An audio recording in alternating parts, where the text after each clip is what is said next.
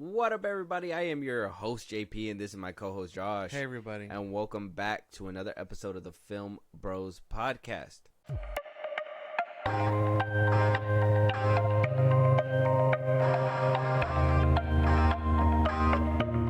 What a start to a new week. Welcome, everybody. To those that are new, welcome. To those that have been here, welcome back. We got some good breaking news to go ahead and start breaking down. Obviously, Valentine's Day passed, so hopefully you guys had a good time with, the people that you love, if you have a Valentine. And if you don't have a Valentine or you didn't have a Valentine, better luck next year. Yeah. I hope things turn around for you, buddy. Yeah. Okay. But hopefully this news will pull you through. Yeah. Big Marvel fans that are probably really lonely got a good treat. So Yeah. We're talking about the first family today. So we obviously talked about this multiple times. The rumors, the leaks, the Fantastic Four, which started at one point with Adam Driver as Reed Richards, Margot Robbie as Sue Storm. I think it was Paul Mescal as the Human Torch. Yeah. And as Ben Grimm was, I forgot who Ben Grimm was supposed to be, but we came a long way from that cast, reshuffled. I think Zac Efron was in the running at 1.2. Jack Quaid was teasing that, conversations were probably happening. So we weren't really sure. We talked about a lot. We speculated a lot. We even said, Adam Driver, I thought he would be good, but you thought he wouldn't have fitted the role at all. Now we finally got the definitive answer. Valentine's Day, while everybody was out there making love, Marvel was showing love to the fans. And basically all last week showing love. I mean, what a time to be alive for Marvel, I guess. They're really trying to come back hard with a resurgence. We do have an X-Men 97 trailer in the back end of this episode as well. Yeah. But now, they gave us the Fantastic Four casting, and the Deadpool 3 trailer during the Super Bowl. And so even the Daredevil leaks too. The Daredevil leaks as well. So they're really trying to reignite the fan base right now. Honestly, they are trying so hard. Kevin Feige's like, nobody showed up to the Marvels. We got to do something about this. Yeah. And then, Madam Web coming out. I'm pretty, like I said, we'll probably talk about it right now, but doing damage probably as well. So them hitting that emergency shoot and was like, let's go ahead and put out this Valentine's Day picture with all the cast basically making the announcement that this is our Fantastic Four, which is rumored to be recording sometime in the summer this year for a 2025 release date. So with that being said, the confirmed casting is, we got first off Pedro Pascal as Reed Richards. Yeah. Vanessa Kirby as Sue Storm. Joseph Quinn as Johnny Storm. And Ebon Moss-Bachrach as Ben Grimm, a.k.a. The Thing. So, obviously, Pedro Pascal, we've seen him in DCU movies. One DCU movie, which was Wonder Woman 84. We saw him in Star Wars as well as The Mandalorian. And now we're seeing him in Marvel as Fantastic Four, Reed Richards. I mean, he also was in The Last of Us. If anybody wants to see him play a father again. We also got Vanessa Kirby, which her main big breakout role, in my opinion, was Dead Reckoning, the new Mission Impossible film. Then we also got Joseph Quinn, which he was in Stranger Things. You've seen him. I really haven't seen him, so we'll probably have that conversation. And then Ebon Moss-Bachrach, he was in The Bear. He was also actually in The Punisher as well. So good to see that he's making a comeback to Marvel in a different way, and not just some goon that the Punisher needs to take out in a very violent way. So what do you think about this casting now that it's officially locked in? Are you holding steady with all these choices, or what do you think? I'm holding steady. I think the only ones that I'm really shaky with are Pedro Pascal, just because I can't picture him as Reed. Like, I'm trying, and this kind of gives me an idea, but I don't know. I can't see it. I'm not fully getting the vision. And then Joseph Quinn, still not my favorite pick. I know people have their gripes with him. I don't know. I just don't see those two as their respected roles. Everyone else, I mean, Kirby and Ebon Moss, I think they sound solid. So I'm half and half with this team. You know, seeing him in at least Joseph Quinn in Stranger Things, and seeing him in this picture, I think he would make a good Human Torch. Seeing him in this picture, if I would have seen him, because I did see a picture of him in Stranger Things, I would have been like, I can't picture this guy as Human Torch. But I see him here. Ebon Moss Backrack, I think that he's fine as Ben Grimm. My gripes are with Vanessa Kirby and Pedro Pascal. I know Vanessa Kirby's basically like that, how do you say? Like, honestly, straight off the comic book. I've seen a couple pictures and I'm just like, okay, they really did their thing with her. And we did hear rumors before that they basically wanted to cast Sue Storm and then get everybody else around her. Yeah. So why Pedro Pascal? We did hear that they had other choices, but they landed with Pedro and I even said that this sounds like a safe choice. This sounds like something that, Marvel just can't take a loss on, and they know that they can make something happen with Pedro acting in the front seat because he really does magic. He knows how to act. I can't even say his acting chops are bad. Mm-hmm. But him as the role as Mr. Fantastic, I don't see it. I don't see it at all. I know some people were like, "Oh, he needs to be white or whatever." I don't think that's the case. Yeah, I would never that. say that. I honestly think that they could pick anybody to be Reed Richards. So why stick with Pedro Pascal is like beyond me. But personally, I just don't think he fits that. I maybe if they later on, maybe this is just a picture for now, but later on, if they show set pictures and he actually looks the role and everything, fine. But as of right now, I really can't get behind it. Yeah, hearing the people that were rumored, it's like I could have pictured them a little bit better. I'm just having a tough time seeing Pedro, and like I said, this picture kind of helps. It gives me an idea, but I'm still not fully sold. No. I think Joseph Quinn, solid pick, safe pick. I mean, everyone knows him. Everyone kind of really loved him as Eddie, which I mean I didn't get, but people apparently he has a fan base like that. So maybe they're banking on him to also like carry this movie a little bit. I wonder why. I think the only like newer actor is Kirby. So I think everyone else has a good like traction fan base around them. Probably, huh? Oh yeah, that's true. Unless you've seen her Mission Impossible and really liked her in that. She was cool. Yeah, I couldn't mind her in there. Okay. Yeah, man. What a way to kind of distract of Madam Web and all that stuff, and just to make people be like, you know what, maybe it's not so bad over there. I mean, this cast is what it is. I think that if we're walked in for it, we can't really say too much about it. But at this point in time, I'm not behind Pedro. You agree with me? Yeah, I'm like half. Oh yeah, like I said, I'm half and half. Maybe if we see something in the future. Yeah. If I see like a I set need a photo, suit leak or something like that because these suits are cool.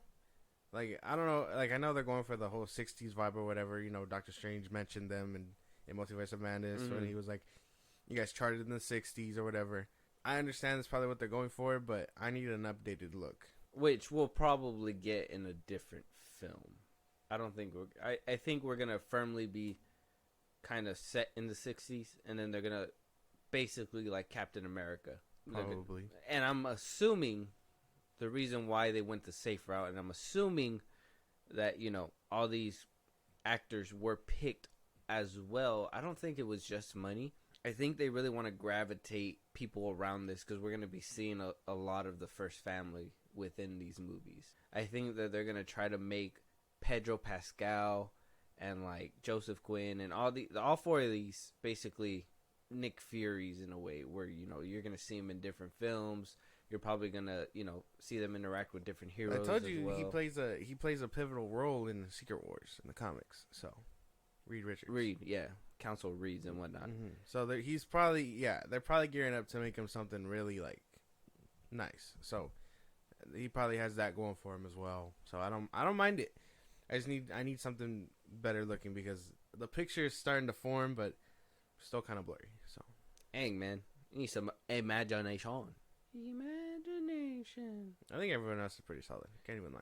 I gotta say, yeah. I think Pedro is the only one that everybody's like shaky on. And it's not okay to be shaky on him just because he's not white. Yeah, no, I think that's crazy. That's weird. That's like a weird complaint. Yeah, to be honest, that's actually insane to say. If I'm being, it's so like he doesn't make sense in that role. Why not? The story, the '60s. What is it? It's because he's not white. The fuck do you want? What does that have to do with the story? Like at all? I don't know. I just think that's funny, and the fact that it's just a actual like gripe for some people. I'm just like, don't watch the movie at that point. Yeah. Don't watch a good chunk of the movies that are coming out pretty soon.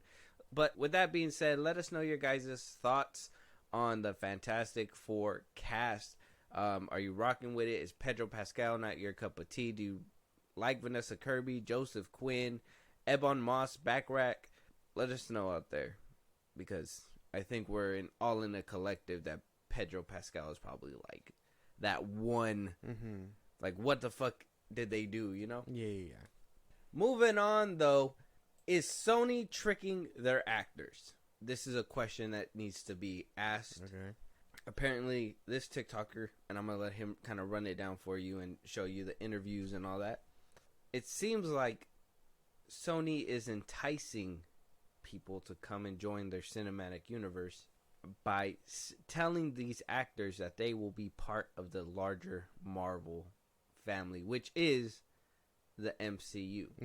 And that a good chunk of these actors and actresses, Tyrese Gibson, dude from Morbius, Aaron Taylor Johnson, everybody, that they've been hiring for their villain universe over there at Sony Studios, that it could potentially be them tricking these actors into thinking they're in a bigger spot.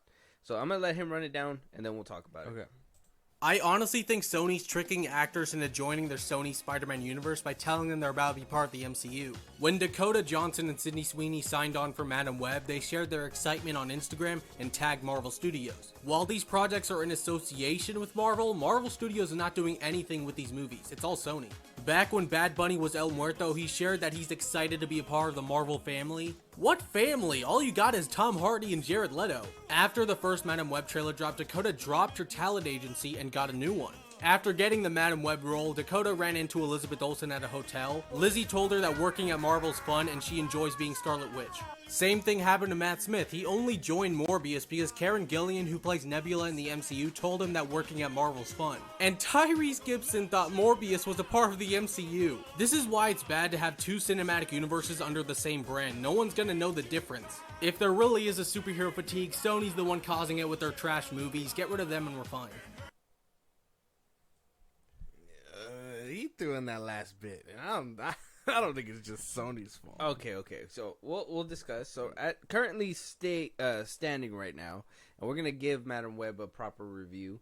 But as of right now, it's at a 15% on the tomato meter with a 59% audience score. God damn. So it's really taking a beating out there. And apparently the writers are very on par because they also did Morbius and basically did the same number. So what do you think from what he said? Do you think Sony is tricking them? And do you think he has a point when it comes down to diluting the Marvel brand with these movies? I wouldn't say tricking them, but also not giving them full context either. Like, I don't think there's full transparency. I don't think they're tricking them. I don't think they're like, oh. If there's not full transparency, it's a trick. No, I don't think so. Yeah. No. Because these are general audience people. Even half the Marvel stars don't know the movies fully either. No, but they know that it would be a part of a certain brand. That's kind of like putting a cookie in a cage and dressing it up like a present, and then as soon as you get the cookie, it drops down, and it's like, oh well, the cookie was there. You seen the? Or no, we just saw the Super Bowl. To put it like that, it's like the players themselves didn't even know how to handle OT. Okay. They didn't know the rules like that. So I think they also don't know the rules, and Sony isn't giving them the time to explain it either. I don't think so that's it either. I think it's the agencies as well that are trying to sell their client to these roles. And in order for the agencies to get paid, they have to be like, oh, well, you'll be working for Marvel. You'll be working for Marvel. And they're like, okay, Marvel. And it's like the ghetto-ass Marvel down the street. It's not even the actual Marvel. It's like the bootleg Marvel. Marvel, Disneyland, not Florida. or whatever. But I don't think it's tricking. I think they just tell them they're gonna be in a Marvel movie and they assume it's gonna be Connected within the wider MCU. I don't think it's a trick though. So you think it's on the actors I would say so.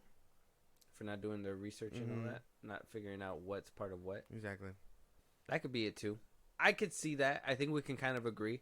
I wouldn't go as far as say as they're tricking, because you can't trick, because if you trick, that's how you get sued.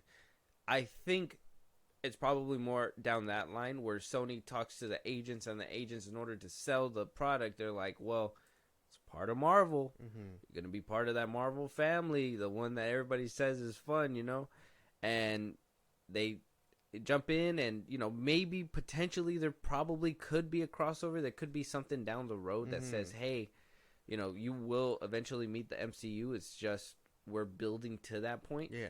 But what do you think about what he said, that Sony is diluting the superhero genre? Superhero fatigue is being caused because of Sony. I don't think that's it either. I think that's crazy. I wouldn't just blame it on one studio. I think there's a handful of movies that the MCU has put out, the DCEU has put out, that have also contributed to superhero fatigue, quote unquote. Okay. The Marvels, Madam Web, Shazam 2, Morbius, Aquaman 2, Morbius, Carnage. Let There Be Carnage. Like, there's a handful, but I wouldn't say it's all Sony's fault. Could there... I mean, yeah, it can be all their fault. I guess I can agree with you there. But we can say who's the worst offenders. And we could say who's been doing the most damage. And I would say the DCU and Sony Pictures did the most damage. Because there's like... Are you talking like overall or like at the decline of... that made everything decline. Because if the MCU has really been on a decline since WandaVision, they've all kind of been hitting the same like bullet points. See, in my head is Marvel's been doing this for so long that it's not necessarily bad to have a drop. You know what I mean? Because like I said, the only thing bad about Marvel is if Marvel continues to allow it to drop, it will die. And I, for one, am kind of like sick of, having to talk shit about it and, talk shit about the MCU.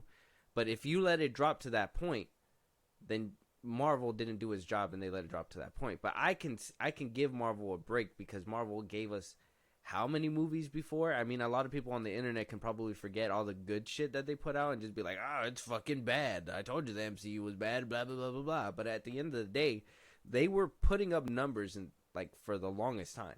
This is just kind of like a drop the ball moment. Like, a off day, I would say. They're going to come back stronger. That's why they're doing all this stuff for, their brand, Fantastic Four, Daredevil leaks, like you said, the Deadpool trailer, Deadpool leaks, all those things. So I would say they're just kind of dropping the ball. If I want to say who the worst offenders of this whole like superhero fatigue and what's really bombing and hurting the superhero genre, it has to be Sony Pictures, and I would say Warner Bros over there with the DC universe. No, I think they all kind of have a hand in it. And I mean, if we're going by numbers, the MCU has had quite a bit of losses versus, since Phase 4? No movie lost money besides Quantumania and the Marvels. The Marvels, Quantumania. Didn't Doctor Strange 2 underperform? No, that one made money. It made 600. I think every Marvel movie besides Volume 3 made about 600 to 700. I think Wakanda Forever made like... Oh, Wakanda Forever made like close to $1 billion. No. It only made like a little bit close to 800. Close to 800. I think it was like 700 and some change. But the leading one was Volume 3, and then the two worst ones was Quantumania and the Marvels. So I mean, those are the two, and then Black Widow and Shang-Chi, but those were during COVID, so you can't really measure those. Well, you counted Morbius. Morbius? Mm-hmm. Came out during COVID. No, it didn't. Mm-hmm. When did it come out? What was the year it came out? 2021, 22. 22? Yeah, 21 or 22. I forget. 22. Yeah, no, we're out of COVID. We're out of COVID by then. Mm. And they had marketing and all that stuff for it. If anything, COVID fucked up that movie because they decided to reshoot and do a bunch of crazy shit. But yeah, no. I don't think it's fully to blame on Sony. I think everybody kind of had a hand in it. Nah, there's no way. There's no way. I think Marvel is having a hand in it right now for like a short amount of time, but I can give them a pass because there's no way. They literally are pioneering this shit. They are the fucking moving force. They are the shit that is changing, that changed cinema forever and will change cinema again as soon as they can. But right now they are on a decline, but not as poorly as, let's say, the Sony. And we'll just keep it to Sony for right now because if it's between Marvel and Sony, Sony is the one that's kind of like putting people in seats to disappoint. Well, no, but then they'll do bangers like Across the Spider-Verse and stuff. Their animation's killing it, sure. Even the first Spider-Verse didn't even get its footing until like streaming. I think despite like this one, I enjoyed Let There Be Carnage. So yeah, but not a lot of people did. Not a lot of people did. A lot of people liked the first Venom. I think it's like 80-30 when it comes to the or 80-20 when it comes to the first Venom. And then with the second Venom, it's like about 50-50. Mm-hmm. I think half and half. People feel like there was potential, and some people enjoyed what at least they got. And then Morbius was just, I mean, there's that 1% or like 10% that probably like it. And then, well, Madam Web just seems like a dumpster fire. Everybody's talking badly about that one. Yeah, we still got a review to do about it, so can't wait to do that. That's gonna be fun. We'll get around to it. I don't know, man. I think Sony, at least, I feel like Marvel is like this train, and Sony is like this leech to Marvel. Like Pascal is like this leech, like she's just riding on the coattails, and it's kind of like she's trying to help but fucking shit up in the process, and Marvel just has to come up and clean it up. Probably, but it's like that dumbass kid you just gotta keep. You're just like, fuck, can't return him. It doesn't help that this movie, I know you said something earlier about tie-ins, but it doesn't help that this movie's like doing its own thing when it could have probably banked off Venom's success. I think for the better, they kept it away from everything. I think at first it was supposed to be connected, and then at first like there was no ending cutscenes either. Yeah, I think that's the least of its worries, considering what people have been saying about this movie. We still got Craven. Aaron Taylor Johnson's about to get a good dose of this shit. It's gonna be crazy. Hopefully that doesn't put too much damage on his career. Apparently Dakota Johnson hasn't even seen the movie yet.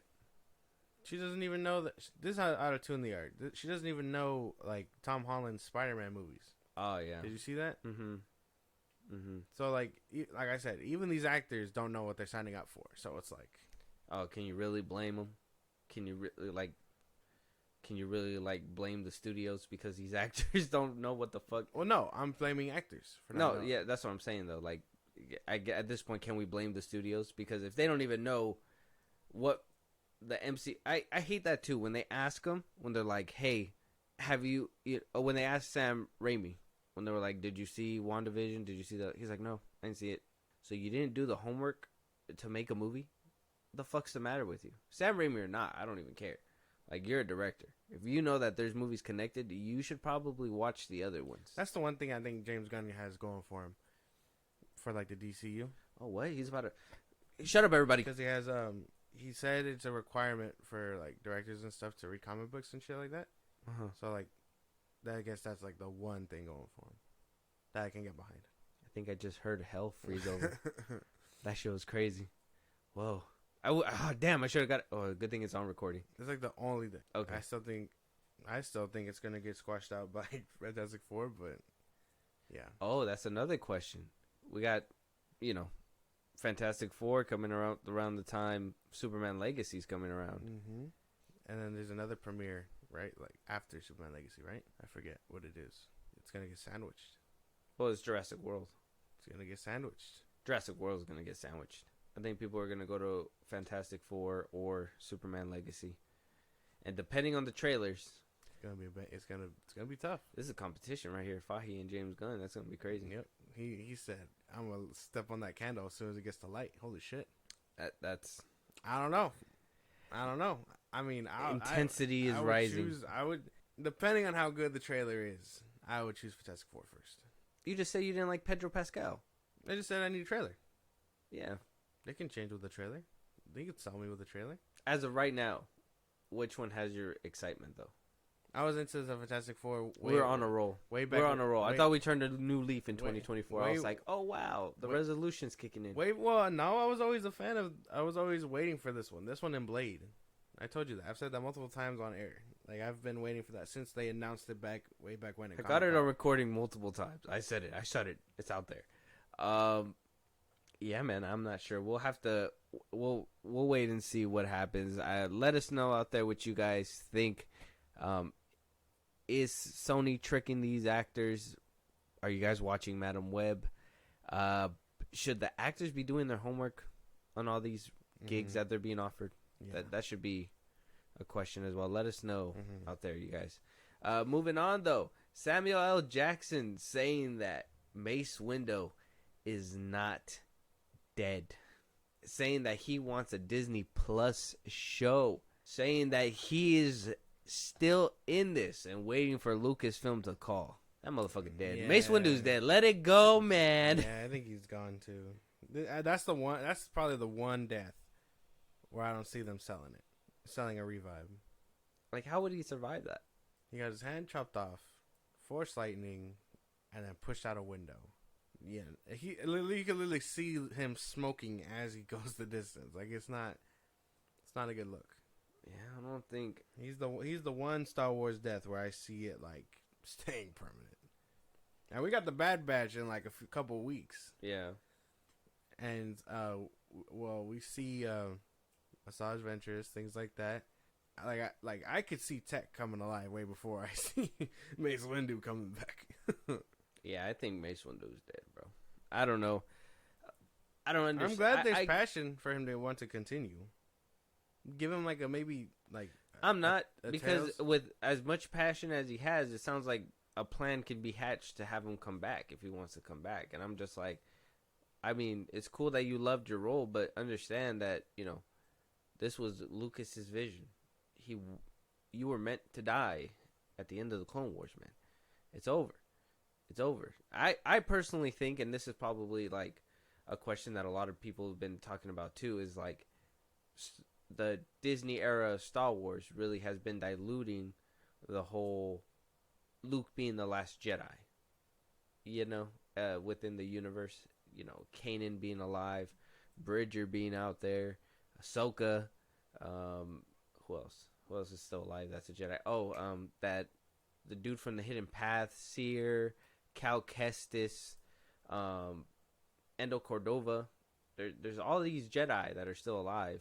It's just, I personally feel like it just doesn't. I personally think Ezra Bridger is like the worst one, but I concede before I go into depth. No, well, he's a Force user. Force users weren't uncommon. He just happened to run into Kanan, and Kanan talked. Yeah. What's the problem? Well, I don't know. I don't see that. I've never understood that whole just because you see these people doesn't mean that the rest of the Order hasn't died. Some of them managed to make it out. I understand that for some of them to make it out, but by the time we hit Luke, most of them should be dead if he's supposed to be the last Jedi. If nobody else has heard of him, because now Ezra Bridger, like I said, I think he's the worst one. I've heard some videos talk about this too, but it's like because of the fact that he's around, he's met the rebel cells, he's talked to Leia, he's already, by the time the rebels are seeing Luke, it's just like, oh, it's another Jedi. They should actually be like, hey, do you know Ezra Bridger? He is also like you. He fucking wields a lightsaber just like you. And they never do that in the movies. So it's like, why even have that cross-contamination? Oh, it's because they won't. You're saying because they won't make the leap to be like make that connection. It's a problem. Like that formal like, what's good? Like Yeah, like when we saw Ahsoka and Luke yeah. talking. It just makes a plot hole at that point. Okay. Well, I don't know. I never that's the first time I'm hearing about that. I don't know. I don't think so. No, you never. You don't wait, but you see where I'm coming from. Well, I see what you're saying, but I don't agree. Why don't you agree? Well, because I as much as we know that they coexist, I don't think they have to meet to be like, you know. Well, I'm not saying Luke and Ezra Bridger got to be like, "What's up, dog? Yeah. What's happening, partner?" Diddly diddly. Like they don't have to do anything. They don't have to do anything like that. Yeah. But why didn't because at that point, Ezra Bridger meeting all these main people, knowing who they are, all these, people that are in the main trilogy, wouldn't you think that they would have been like, "Oh yeah, we ran into somebody like you," not be like, "Oh wow, what is a Jedi? They're a myth." Blah blah blah blah. They're no longer myths if you have Ezra Bridger running around with the Rebel Alliance. Jedis were myths. Like they were like no longer to be found. Nobody in the universe basically knew who they were by the time Luke came around. Yeah. So if Ezra Bridger's around, it's all a lie. That means that they know that a Jedi's been kicking because he fucking helped. He fucking helped you guys multiple times. They didn't even do what they did with it's coming to me. They didn't do what they did with Anakin and Grievous in the Clone Wars. You know how like they don't meet because the first time they're supposed to meet is Revenge of the Sith. They didn't even do that with Bridger in them. At least with Cal, Kestis, and Seer, they're like kind of on their own thing, and there's like a hidden path. So that can make sense to be like, okay, the Jedi were basically on the Underground Railroad. Like nobody knew where they were. Yeah. They basically were just myths. There's some alive, but they kept under the radar. To put a Jedi at that point meeting the Rebel Alliance and all that, it's kind of like, meh. Well, then at that point, they're no longer myths. Well, I think the whole population, they still would be. And then if you had the ones that probably knew and just hid it away, I think we're having a grander scale of like general audiences didn't know in the Star Wars universe. You know, the normal schmucks who were just like, Jedi, I'm just fucking insane. I remember when they were purged or whatever. They tried to overthrow the government. Oh, so you think the camera only hit the dumb ones that didn't understand? And like, war. Man, I'm going to my 9 to 5. Yeah. What are you talking about? Jedi. I don't even know what that is. Yeah. What the fuck? Get out of my face, Stormtrooper. I mean, I don't know. I'm trying to see what you're saying, but I don't think I get that. Well, what don't you get? So I can kind of. Well, yeah, no, because that's what I mean. Like, you don't get what I'm saying, the grander or you don't. The grander scale of people in universe probably don't know what a Jedi is, and the ones that do, they're not gonna tell you they know a Jedi. And then Ezra Bridger was lost, so by the time he gets lost, Luke should be the only Jedi, right? Other than Ahsoka. No, well, even then she dies. I mean, Ahsoka dies. Ezra Bridger goes away, goes into space, a whole nother galaxy. Mm-hmm. By the time all that happens, Luke should be kicking still. Luke should be ready to start kicking, quote unquote. But he already met with all the rebels and Rex and Leia and I think Chewbacca. I don't think he met Han. Yeah, because Han was military training. Yeah. So he met all these people already. If he didn't meet the main people, it'd probably be different. It'd probably be like, oh yeah, some rebels are whispering about a Jedi, but we've never seen them, But like he's physically met these people. Yeah, I guess that is a plot hole then, because, I mean, the predates it. The movies can't do that now, but yeah, there could be some media down the road where it's like, oh yeah, we did kind of meet this guy. No, yeah, like if they kept it low key and they were just in the ranks or something, and word was getting around, but it never happened. Same thing with the hidden path. Maybe in Ahsoka season 2, we'll get that Ezra and Luke thing. And then some people say like, I don't like this gripe because I think that they should have the scouts to like finish off the remaining Jedi, but like having Inquisitors, like that was kind of like a gripe for some people too, saying like, oh, there shouldn't be it should be the rule of two. There shouldn't be a bunch of these Sith disciples running around killing these Jedi, and it was just for them to make a spinny sword or whatever. Blah, blah, blah. I never understood that either. You're gonna have people under you that can use a lightsaber to take down people with a lightsaber, and even then, you can tell that they manipulate them by promising them higher rank and shit like that, and then they kill each other. Exactly. Yeah. I don't know. That doesn't make sense. I think to it's me either. perfect because it's kind of like what happened with the Old Republic and the Sith before, where they basically killed each other to try to get the power, and that's basically what happens. If you set all these Inquisitors, and by the time A New Hope happens, Darth Vader basically wiped out all the Inquisitors because all the Jedi were completely gone. Yeah. So I don't know. That's just another thing, but having Mace Windu add to that, he's and a add to pivotal that point. Conversation. That's kind of like, you know what I mean? He's a pivotal point. His death solidifies kind of like Anakin turning into Vader. Yeah, Anakin's turning. So having him would probably discredit, that whole thing versus Rey and all that stuff that people would be saying. Mm-hmm. Yeah. I don't know. I personally just think that he should just stay Give dead. him like a prequel era-esque show, maybe. Give a little bit more I context think to he's what too old. they haven't CGI him to like what Mace Windu is and things like that, or make him voice act for Tales of Jedi. He ain't gonna voice act, motherfucker. He wants to be front and center with a purple blade in hand. It'd be cool. I think if they would have done it sooner, it would have been cool. But then there's the argument. I guess there's the argument where if he can't come back, how did Darth Maul come back? Less ambiguous. I think it's less ambiguous. Mystery of like He kind of just fell in the dark who pit. died. Yeah.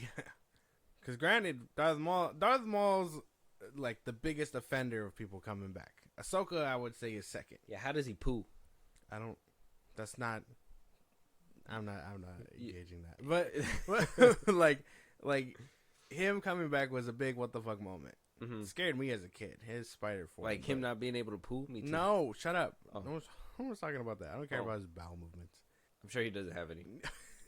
I don't care. I don't care. Okay. But what do you call it? Yeah, I would imagine that's like the biggest one. And then we get Ahsoka with time travel and stuff, can bring her back to life. That was the worst offender for me. Well then there's Palpatine. At least they're making that one make sense, and that one can kind of make sense because cloning is a thing within the universe, and it would make sense. Empire takes over Camino. This is the only one that Mace Windu is the only I feel like solidified death. Yeah, Because I mean we saw he and gets Ahsoka too. So I don't know what the fuck happened. he there. gets his hand chopped off, and then Unless she would have survived Darth Vader. no, she wouldn't have survived. He pulled her out through a time doohickey thingamabob. But yeah, no, I think Mace Windu is the only solidified death. Him and Jango. Him and Jango. Oh yeah. He somehow comes back with a droid head. Crazy. Him and Jango Fett are the only ones that I feel. Oh, Dooku's death. I felt like Boba should have died too, but sure. He just goes after him. Come here, no, come here, motherfucker. But yeah. I need you to give me a hard time in the future. Yeah, I don't know. Let us know out there. Do you guys want to see a Mace Windu show? Do you want to see a Mace Windu movie? I sure hope Do you not. want to see Samuel L. Jackson back as Mace Windu? Yeah, let us know. He really wants to come back as Mace Windu. It's a weird thing to want to happen. I would be fine if he came back in like a prequel-esque like thing, but I don't need him in the future being a hobbit, things like that, surviving off a wound. Because at that point, what would he do? A hobbit or a hermit? Well, same thing. He can't be a hobbit. He ain't sure. I meant hermit. That's true. Shut up. Yeah, he's a hermit, and then he gets to relearn his Jedi powers. Yeah, Blah, we don't blah, want blah. that. We're good. Unless he faces off against Boba. I mean, because this is probably going through like deep lore before we move topics real quick, but like, doesn't the purple blade means that he kind of like flirted with the dark side? So kind of like how Maul used his hatred to keep himself alive. Wouldn't Mace Windu be able to keep and use this hatred? It to wasn't keep himself so alive? much like that. It was only purple because of how he, not so much that he flirted, but he was able to use the enemy's dark side against them. You know how Obi-Wan kind of toys with people, but his main form is defense. He goes full offense in the fact that when he faces off against a Dark Force user, it's just it gets in their head. You know what I mean? It's a lot more like that. It's like a mental game with Mace Windu. It's not, him using the dark side. Okay. All right. Never mind then.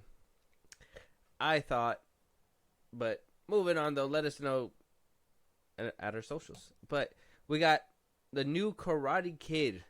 They finally found him. We did talk about a live casting call that they were doing. Yeah. Jackie Chan was coming back for this sequel, reboot. I think it's continuation of Cobra Kai. I think it's a sequel. A legacy sequel. A legacy sequel? Yeah. But also connected to Cobra Kai? Yeah. Yeah? With Joe, what's his name? Ralph Macchio? Yeah, Ralph Macchio. Yeah.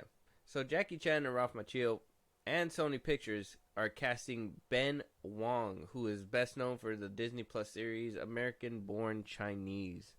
I think that show got canceled. Yeah. So he has time. That's unfortunate. Oh my God. But, when the Lord closes one door, he opens another. Apparently so. Because I just heard that this show got canceled like a month ago. Maybe because he had a bigger movie to do. I think the show was probably shit. So it says here, The Hollywood Reporter, the casting comes after a global search that saw thousands of submissions from around the world, 10,000 entries reported in the first 24 hours alone. Damn. According to studio insiders, Wang delivered a standout audition that demonstrated his deep connection to the character. It also helps that he is fluent in Mandarin and highly skilled across many forms of martial arts, including karate. Damn, he already knows?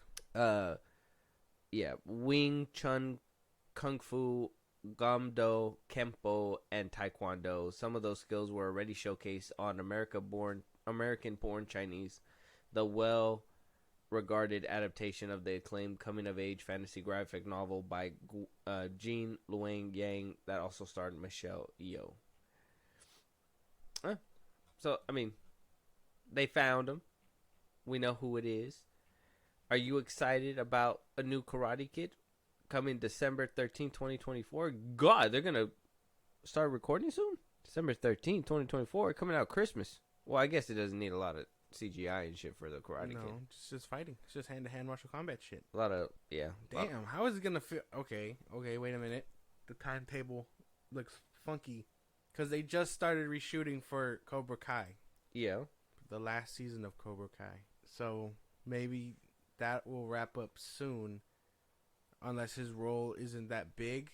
And in which case, he'll just, dip out early. Go record this movie. And then both will be out.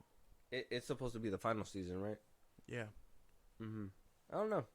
So, what looks funky about the timetable? If they're going to start recording this, season 4 should be done already, right? No, they just started recording. They just started, reshooting. Oh. Because of the strike or whatever stopped them. They just got back in. I saw the TikTok. I think it's on our Instagrams and stuff. Oh, so that means that they would just have to... the only person that's going to be jumping back and forth is Ralph Macchio.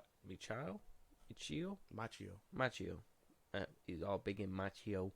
That's why. But I don't know how big of a hit it's going to hit Cobra Kai if they're just shooting right now and this is supposed to be out by December. Oh, yeah, because Cobra Kai will probably be out the beginning of next year then. They're barely doing it now. Unless it comes out simultaneously. And then you kind of see him cameo in Cobra Kai by the end of the season. Yeah, it's meant to be like a segue.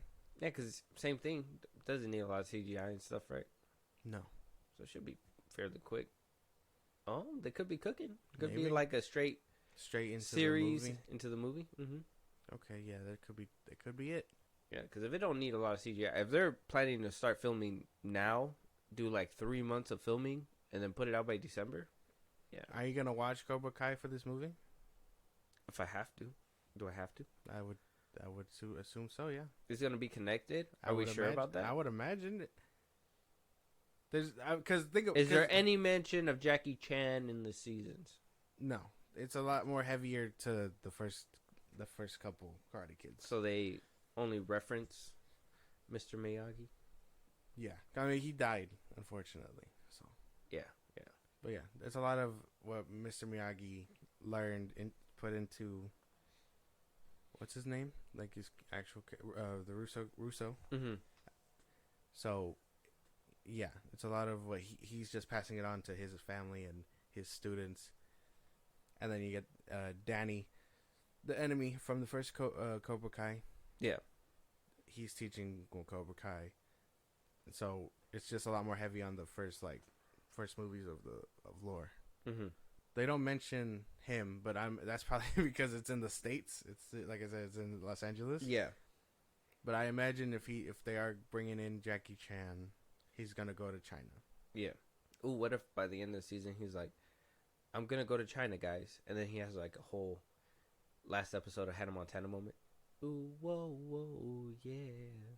Turns off the light. Probably. Walks out the studio. He apparently in the show, it's not even like a big spoiler, but in the show he's a car salesman. Yeah. So he could be like, oh, I gotta go see about partnering up with the Chinese out there. Yeah. Open up. Him be like, hey guys, I gotta leave this show because I got Jackie Chan waiting for me in China. Yeah. Maybe. I don't know where he should it could break go. the fourth wall like that. I don't know where it could go, and now it only makes me curious on if we're gonna see Jaden Smith. Probably not. Like it'd be a fun cameo. Probably I not. gotta be. It would be cool. It would be cool. Or they could recast him and be like, "Oh yeah, no, this is Mr. Han." You know, like I don't know. I think seeing what was his name? His character's name was like Jordan, right? Who? Jaden Smith? Jaden Smith. I forgot. I haven't seen it in a while. Damn. What was it? I can't remember. But I think that would be a fun little cameo to have. That way to just full circle connect everything. Like that would be cool. It was funny. I was watching Bobby Altoff, Yeah. her podcast and stuff.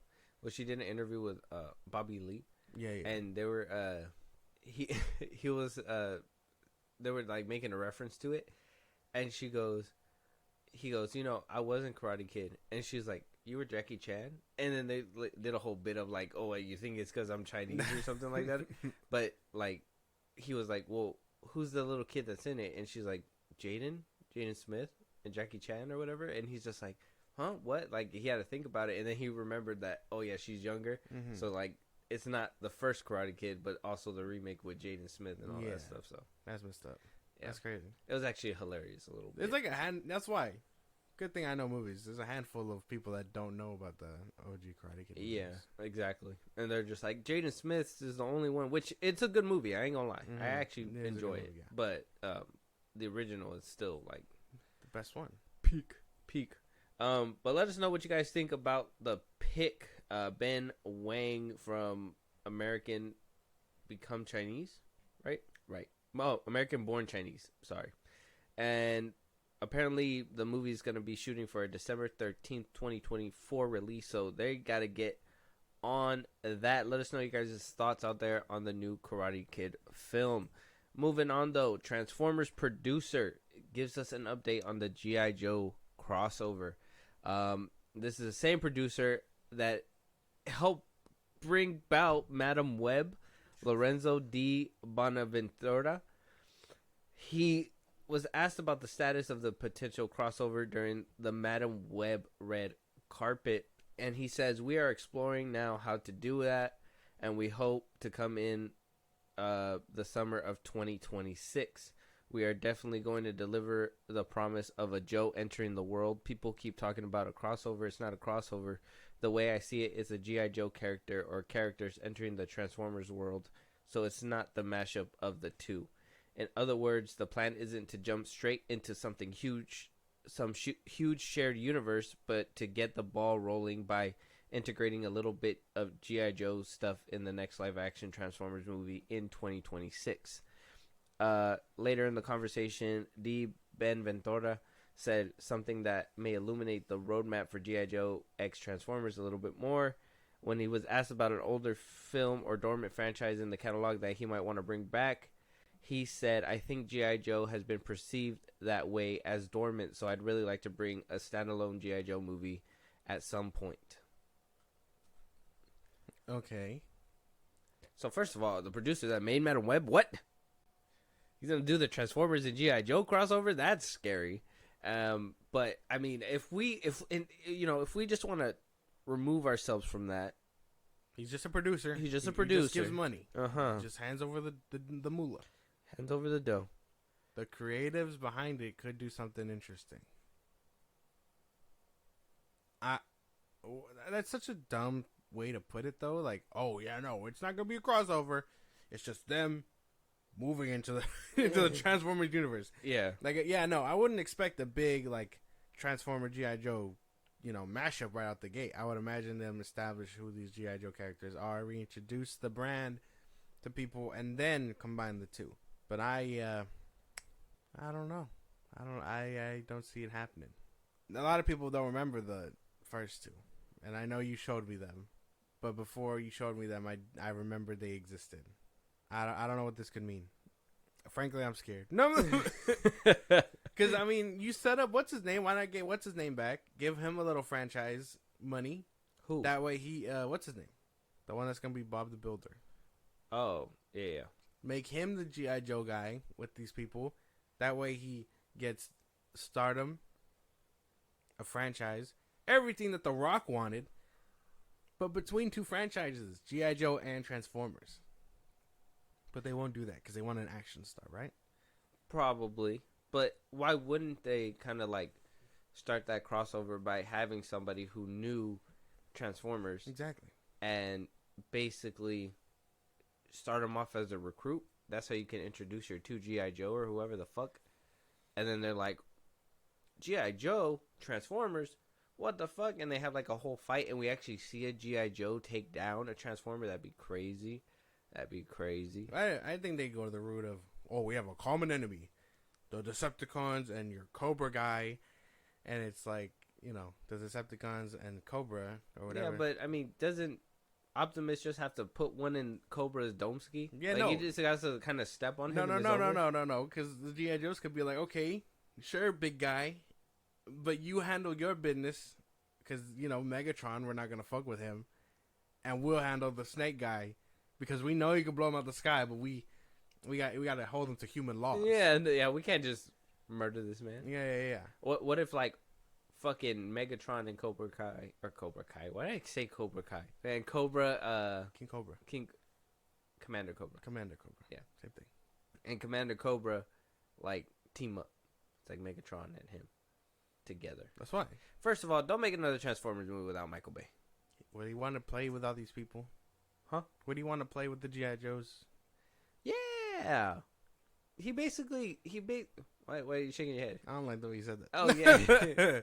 it was like, it was the most uncertain yeah you ever hear in your life. Yeah? Yeah. Question mark? Yeah.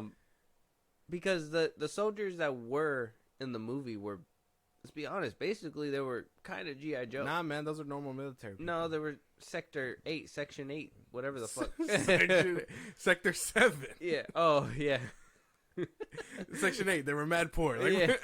Yeah, I mean, they were living in a basement. Think about it. No, they were special militarized men. They weren't G.I. Joes. G.I. Joes are specialized military men. That's what I'm no. saying.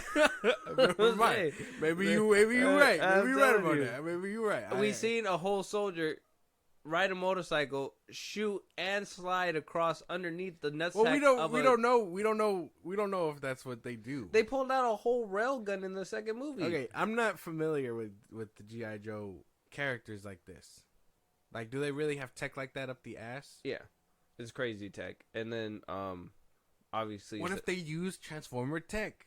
Ooh, that could like, be, hey, we pulled this off a dead guy. That could be a real sophisticated plot point. We can't allow these humans to use our tech. And it's like, you're going to let us use your tech, bro. Because we're the only ones that know how to do it. Yeah. We're stopping the bad guys. Yeah. And then they blow Starscream out the sky. Yeah. I don't know. I think we're cooking. Let us do it. Let us do it. Yeah. This is dumb. We got it in the bag. We don't need Michael Bay. Yeah. We just need him to point the camera. No, yeah, we need him with the camera and the explosion. Yeah. Yeah, he's good with that. Okay. But we stand clear of the set. Of the vision, yeah. I honestly think like he's just like a madman out there, just like blow it up. He's just like watching it the whole time. He gets on set. Can't wait to blow this place to pieces. He's like, nice set guys. I can't wait to really fuck it up today. Yeah. It's really bad. Yeah, I think we need new direction though. Like I would say Bumblebee was cool, but Rise of the Beast for me was a complete miss. And for them to put the G.I. Joe at the end of a complete miss kind of just puts you in a position where it's like excited, but what the fuck? Like we got a shitty movie right now. Optimistically suspicious. Yeah. Put it that way. Yeah. And those were big words. Yeah. I didn't even know you knew them. Yeah. Trying to get better at vocab. But I say suspect. I really think it. I don't know. I'm scared. Because yeah, you're right. They were at a flop. It was right behind the flop. Mm-hmm. Rise of the Beast wasn't exactly the Transformers movie of the year. So it wasn't even the movie of the month. She was so bad. That movie was actually that was probably the worst Transformers movie. Probably. And then they were like, but we got G.I. Joe coming in, and we're just like, well, wait a minute. Oh, maybe don't be rash. Yeah, just a little bit, but at the same time, you got to watch the beginning of that movie again, and you're just like, no. It's flashback to the you really killed off Bumblebee with us thinking that we know he's gonna come back. It's like, oh no, he's dead, but he comes back at the end. Like we know he's coming back. Should have been RC or someone like that. But we know that they're gonna be there in the future too, because technically he's connected to the Michael. Well, no, we get the triplets. Oh yeah, which is RC. Well, yeah, but not really. Yeah, it's just evolutionized RC. Yeah, but the triplets. Why can't they be the triplet RCs? You know, be like, oh, that was just like our sister in arms or something like that. Oh, and she just died. We were the quadruplets at one point. we used to run a real a real gang. Yeah. Well, I was gonna make a reference to Beyonce's old group, but I forgot what it was called. The Beehive? No. Oh, the group that she used to be in. Beyonce? Destiny's Child. Oh yeah, that was 3. Oh fuck. NSYNC? NSYNC would be. We used to be NSYNC, and now we're just Timberlake. Basically. Yeah, man, that was a wild reference. You didn't know where you were going. I tried. But you know, we're gonna try to stick the landing here. Let us know out there what you guys think. Are you guys excited for this Transformers versus G.I. Joe or Transformers times G.I. Joe? We don't know what's gonna happen. We gotta know that they're gonna work together at one point. Maybe fight. Okay. What? What? Why did you say times? Yeah, because it's an X usually. Yeah, X, not times. Why would you multiply these motherfuckers? What's the equation? M equals MC G.I. Joe. Yes, yes. You multiply the G.I. Joe, you multiply the Transformers, and you get a lovely bunch of people. Money. Yeah. Tons of dollars. No. That's probably how they measure this. They're like, if we put Transformers and G.I. Joe together, times that by 2, dollar bill, y'all. That's so funny. Moving on, though, apparently we are getting Marvel and DC crossovers back. Apparently they are republishing these crossovers, and they are set to come out in 2024, according to Bleeding Cool.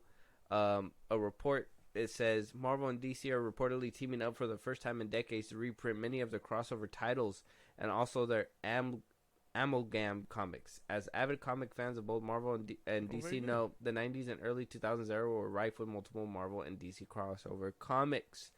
We're getting all of them from the Omnibus, DC versus Marvel. Omnibus, and then from the amalgam. Yeah, you heard about these? You know about these? I've heard about them. Yeah. So they're gonna be republishing them. Yeah. Potentially creating more crossovers. And this, I thought this one was interesting, and not a lot of people are talking about this one. You know, we have James Gunn at the forefront of DC now. Kevin Feige over there at Marvel. They, have a working relationship. They know each other. They're going to be making their own universes. Yeah, they're going to be going up head-to-head when Superman Legacy and Fantastic Four come out. Yeah. But for right now, we can at least say that this kind of seems like a setup for something later down the road. Maybe. Because these used to be a big hit in the 90s. Not just the crossovers, because there's comic panels of Superman lifting up Thor's hammer, things like that.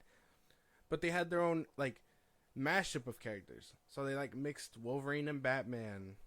They mixed Captain America and Superman, like for their own like universe, I guess, where it was just a mashup of all these Marvel characters, or Marvel and DC characters. Yeah. So that could be cool. And yeah, maybe down the line it could be something they explore, whether it be like, I don't know, live action or animated. But it'd be cool. I see what you're saying. I'm picking up what you're putting down. This also could be another a good entry point for them to maybe make a fighting game like people have been wanting. A fighting game? Yeah. A Marvel versus DC? Yeah. Yeah, that could be the next bridge over too. I'm thinking more film as well, because you know how like comics kind of jump up to film. Yeah. So I don't know. I like that they're bringing these back out. I've seen some people were like excited about this, but I was more thinking, why, if James Gunn is now the head of obviously all DC plus the comic division, and he's saying, let's start getting this down, and Marvel over there, Kevin Feige, sounds like we could potentially be getting something like this years down the road, probably years down the road, probably in 2030 when this shit happens. Yeah. But sounds like it could possibly be happening. It could be cool. I mean, I wouldn't mind it. That sounds cool. Yeah. Okay. I mean, shit. And then would you give James Gunn a W for that? Assuming that he has a successful DCU. He stays in office, yeah. We so negative. We still got Superman legacy to worry about. Oh yeah. We still got his DC to worry about. He could be out the office way before we even get here. Yeah, we're talking about shit in 2030. We haven't even seen Legacy yet. Exactly. We gotta see it. We can't even judge it on its own merits like that. It's insane to think about, but that's just the thing, the world we live in, where we have to be skeptical about who's running shit, him doing a good job at it, and then canning his bitch ass. Like canning his bitch ass. like it's insane to think about, but it's true. Yeah. Well, let us know your guys' thoughts out there when it comes to the Marvel and DC crossovers. Do you guys want to see more of these crossovers in the comic books? Would you be open to the idea of maybe James Gunn and Kevin Feige, doing the whole Arnold and what's his name? That meme where they touch hands. Oh, Arnold and R.I.P. He just passed away. Yeah. Carl Weathers.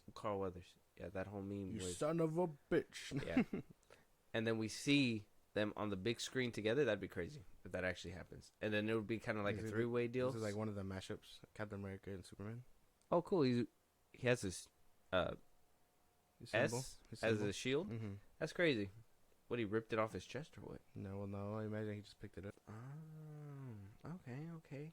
Moving on, though, we do have one more topic before we start getting into these trailers. We got Stephen Amell apparently starting in the new Suits spinoff. Him saying that it's going to be different for him. It's not going to be all punch this and punch that and yada, yada, yada. And I'm not really a big fan of Suits, so we're not here to really talk about that. Congratulations that you got it, whatever. One thing that I wanted to bring up, and this is something that apparently a collective of people are bringing up, is that people want to boycott him. And now, if you remember back last year when the strikes were happening, the SAG strikes, he came out and basically said on video, why do we need to be out there? Like, why do we need to be on strike? Kind of like what Zachary Levi was saying as well. We can't talk about our own projects, blah, blah, blah.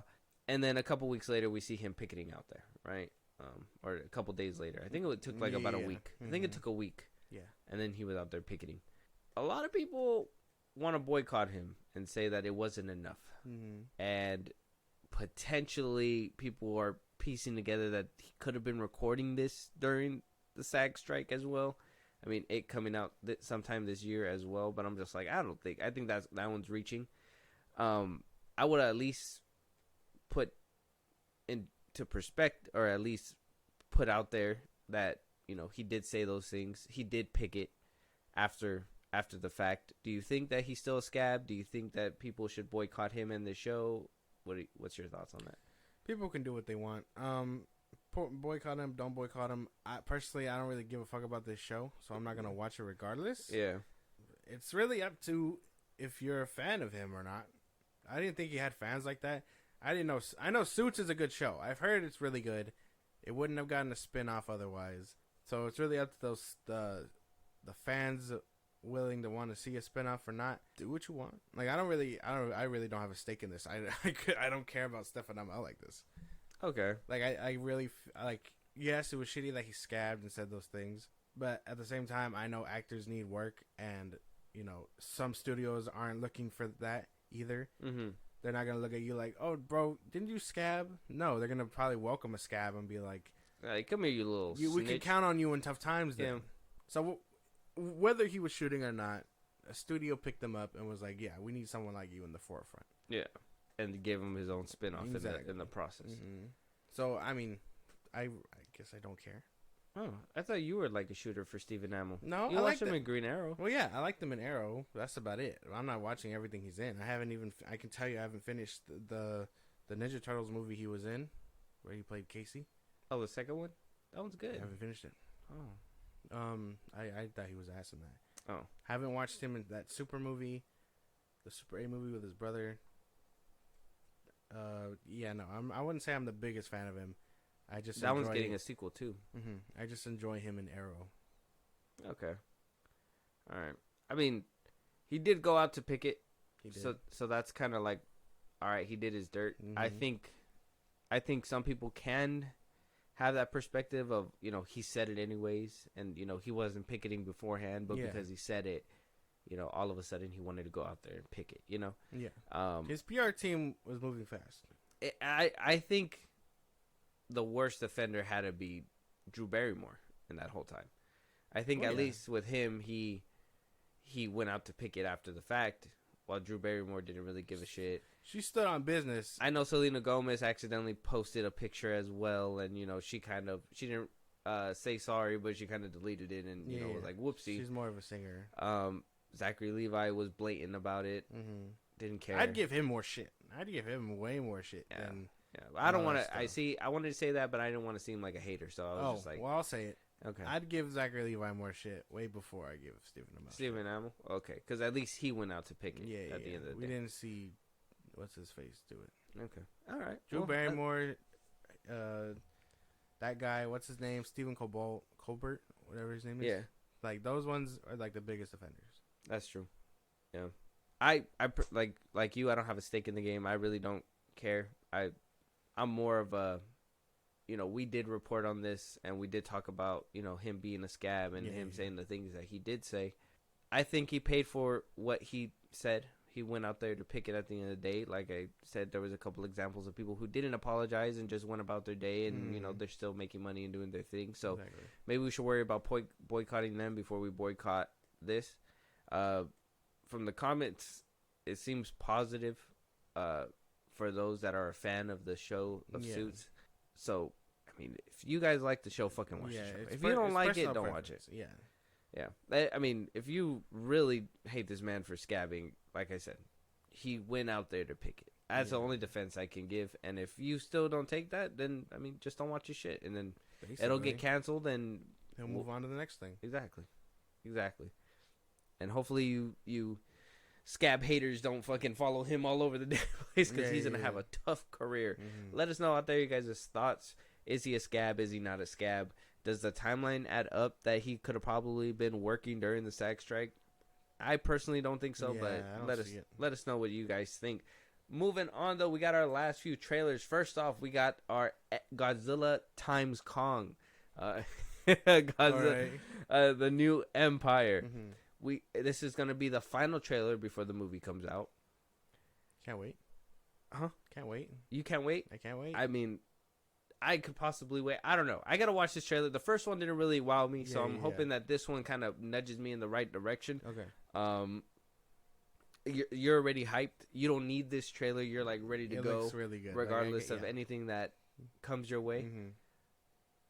Especially coming off of rewatching Pacific Rim. Like, yeah, I'm into this shit. You want to see some like kaiju's just fucking going at it? Yep. Did you like the second Pacific Rim? I liked it, yeah. I wish it would have continued where it left off, but I mean, you were just happy to get some kaiju action. Yeah. Okay. Well, let's see if this one kind of helps change my mind. This is a 3-minute trailer. Damn. This is a 3-minute trailer. Okay, so okay. we'll see what goes down in this trailer. And I mean, if it does wind up changing my mind, great. If not, I guess we still got to watch it for the review. Let's get it.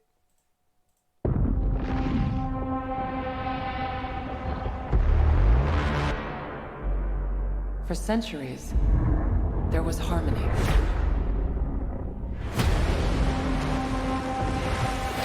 The Titans were the guardians of nature, and the great apes became the protectors of humanity.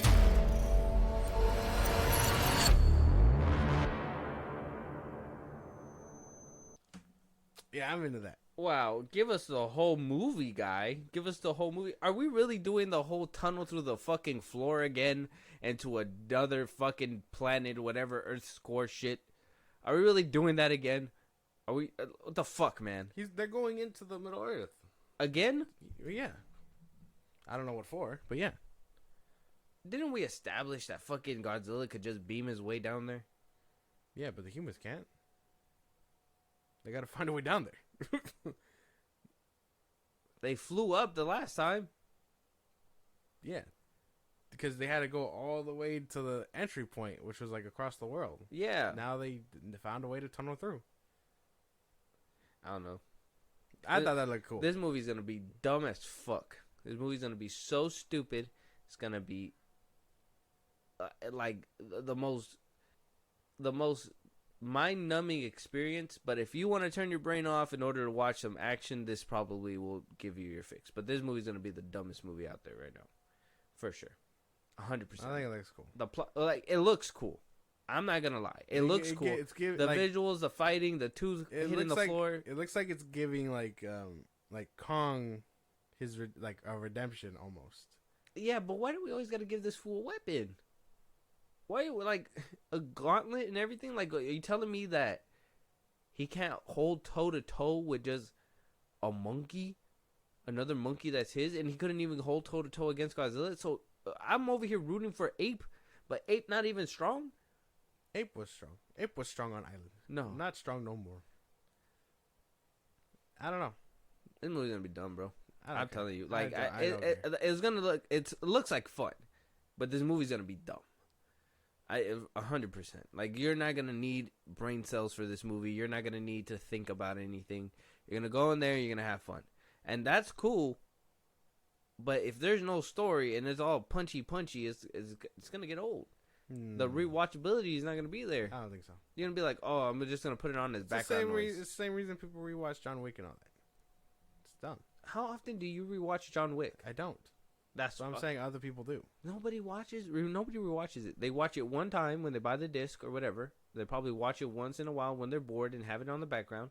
But you're not gonna rewatch those movies over and over and over again. Yeah, you're gonna watch a more complex movie like Nobody or something. For something like dumb and. When was the last time you revisited? What was the last time you revisited the first Godzilla vs. Kong?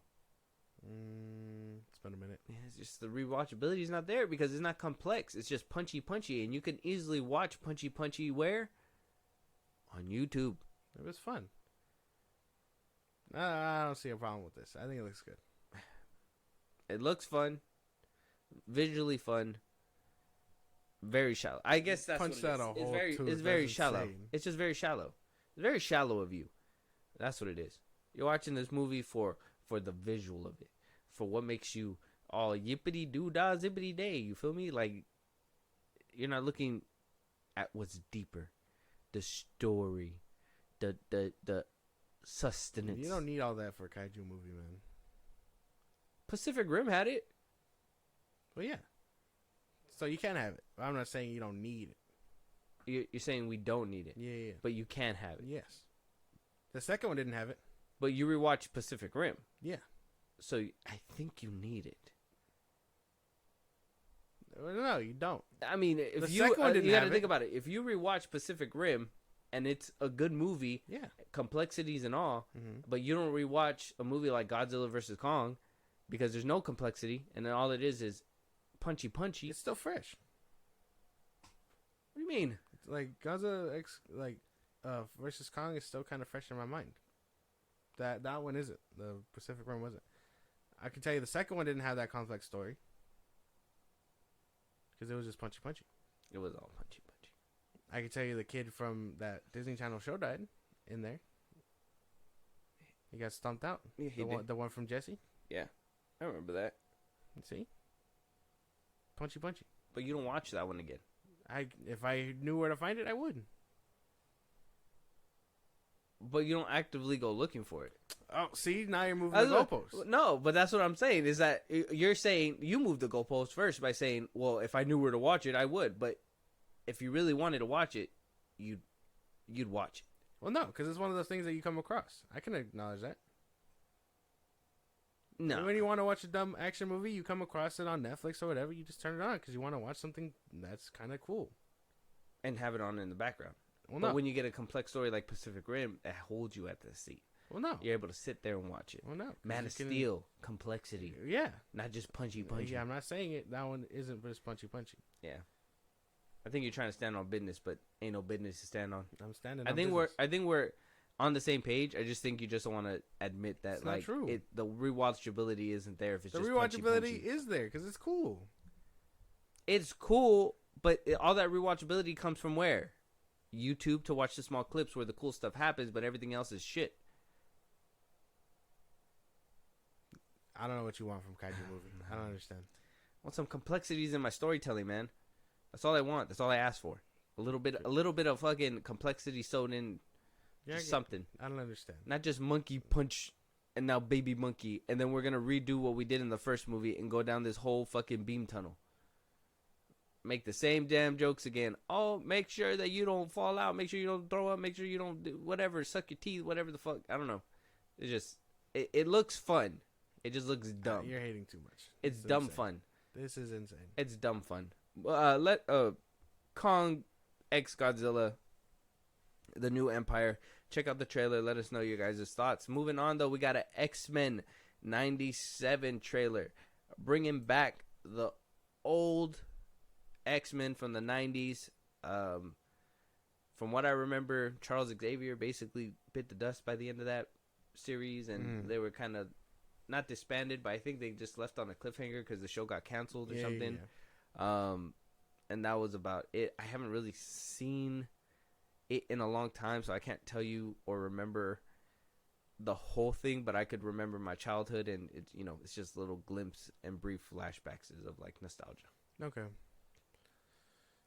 I haven't seen it fully.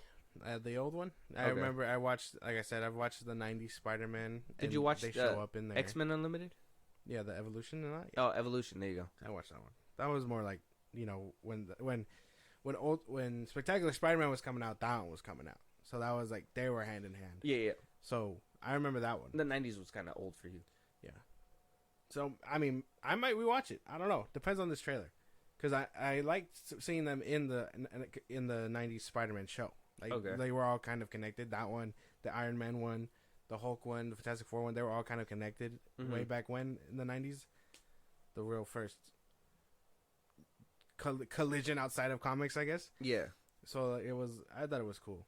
And So I can't wait to see it. So And I mean, with this one, them kind of making the connection in the Marvels with Kelsey Grammer's The Beast, that Fahi kind of saying that that's the same Beast that is in X-Men 97. Does that give you incentive to want to watch? kind of, but unless we're actively seeing like changes or whatever from the MCU to here, I guess it really just depends. Okay. All right. Let's jump right into it. Let's see what this trailer's hollering and if we're going to be tuning in. Exactly. Watch the series finale of X-Men next Saturday morning. Check your local listings. I'm grateful to have the chance to say goodbye. I am proud of you all, my X-Men. Fate lies in our hands now.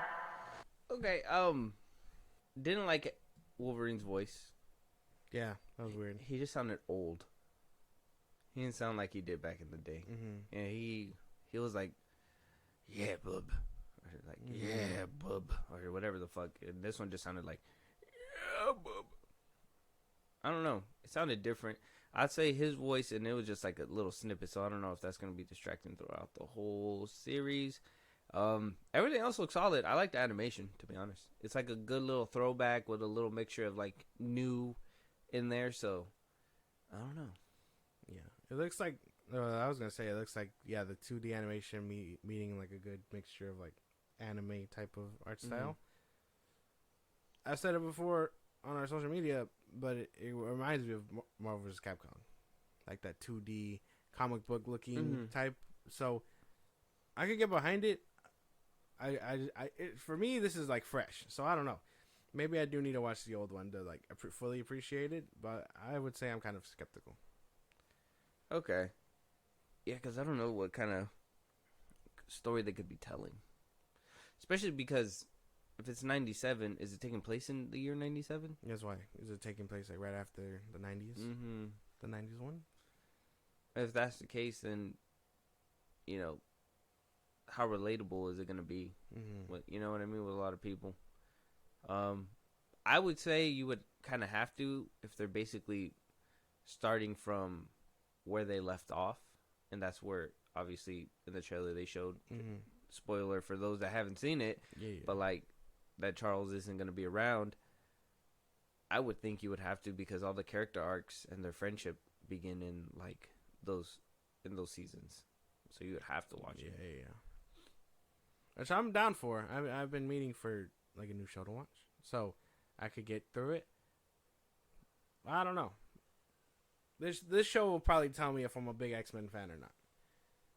Whether it's the movies or it's just like the team. You know what I mean? You know how some people are like, oh, I like the movies. But I don't really like, I guess that me with the Guardians too. Yeah, you don't care for the books and the comic books and whatnot. Yeah. Okay. I mean, I could say that too. I like X-Men. They're not like my favorite.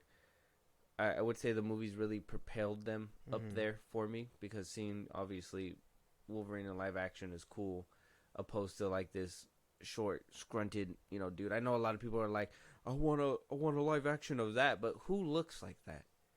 Nobody looks like that. You don't want somebody all hunched over, oh come here, bub. But like, no, you want somebody who's gonna, kick ass, look like they could whoop ass and shit.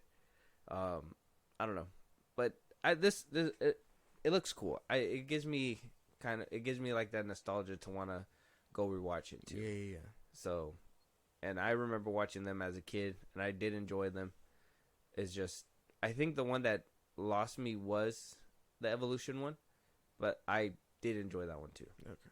But it just something that maybe I just outgrew it by the time it was coming out. But yeah, I think it said that March 20th is coming out. Yeah, March 20th on Disney Plus. I also like the Marvel animation logo. Yeah, I like that they changed that. I guess it's another like studio under them, a new studio under them. Yeah, it could be good. A good way to separate Marvel animation. Yeah, because everything was Marvel Studios before. Yeah, they've said before that, it's been known by general people that the Marvel's animation has kind of sucked. Yeah, as of recently. Or they don't have a good track record. Where DC's animation was killing it, and now they're having a terrible track record. So, the turntables. Oh, how the turntables! Yeah, watch the trailer. It's out right now. X-Men 97. Let us know you guys' thoughts on the new X-Men and the team and their voices and whatnot. Moving on though, last topic, we got the Sympathizer. It's with Robert Downey Jr., Park Chan-wook. It's coming from A24. It's going to be on Max. It's going to be streaming for Max. It's a show? Yes, it's a show. It's a movie where Johnny Depp is going to basically be playing a few characters in this movie. Johnny Depp, sorry. Robert Downey Jr. He will be playing a few characters within this movie. Okay. I don't know. Have you heard about this? I think we saw pictures. We talked about it. I don't know we if we talked about it in a past episode where he was gearing up to do this after Oppenheimer and all that, or during Okay. Oppenheimer or whatever. Okay.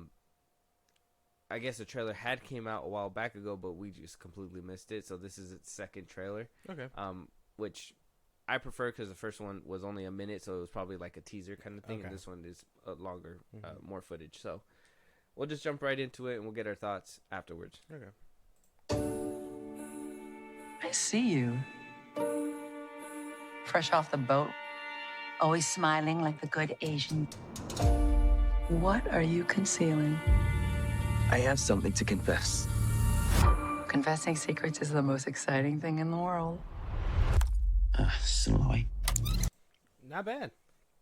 I think that looks interesting. Limited series, so not a movie, but Mhm. a few episodes. Looks like it's getting a big ass movie budget though. April 14th. A24 is doing really good. I could get behind this. It looks interesting. Yeah. Interesting enough to watch. Okay, good, because I want to do a review on this one. Oh. All right then. No. Very good. I guess so. That's cool. Because I want to see how RDJ does, like, doing in different roles. Yeah, and 4 different people. Yeah. In the same show. Can he do it? Can he do it? Does he have the chops? I think he does. I would say so. Without the drugs, too. Anyway. No, I mean, that was a weird way to... Why would you point out his former addiction like that? Sorry, my bad. But You go, RDJ. yeah, go you. Hopefully you come back for Iron Man. No, Oh. I think he's done with that. Oh, okay. Maybe he might come back. Maybe, but yeah, no. I guess that's my only thing. I'm interested. It piques my interest a little bit. A little bit. Not too much. Hmm. No. Kind of. Why? I don't know. It didn't really hit as... I thought it was pretty interesting. The whole different personas. Yeah, and it all looks like a spy versus spy type of thing. Asking a former military man to infiltrate his military in the name of the U.S. while also being under suspicion that he could just be pulling the strings and working for his own people. I think that's pretty cool. Yeah. It looks like an interesting premise. I'm more like RDJ working with A24 to bring this to life. I mean, I haven't seen... I know that they also did that Netflix show with the kid with the deer hooves. Mm-hmm. I forgot what it's called. Sweet Tooth? I think it was called Sweet Tooth. Yeah. I haven't seen it, but I heard that one was good too. I gotta probably watch it. But hearing that RDJ is gonna be in this one, that's why this one's probably piquing my interest for sure. So I'm probably in it mostly for RDJ, and if it comes out really good, I'm gonna just scream it from the rooftops. Okay, very good. And before we end this as well, so go ahead and check out the Sympathizer, April 14th, and check out the trailer right now and let us know your guys' thoughts. I've yet to find that movie that of the year, kind of like what happened last year with like Asteroid City and everything. Yeah, I'm just like, man, I've yet to find a movie that I'm just obsessed with.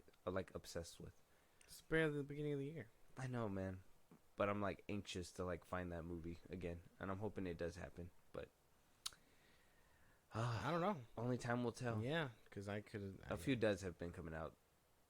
Madam Web being another one is insane. I know we're really close to the middle of the year already. Yeah, and I'm gonna watch Night Swim. I know you said that you didn't like it, but I'm gonna watch it just to make sure. But if that one's a dud too, I'm gonna have to be like, well, fuck, dude. Holy Like, shit, man. where are the movies? Streaming. Sucks. But let us know out there. Did you guys find a movie yet that you guys are obsessed with in the beginning of the year? So early in the year, maybe in January.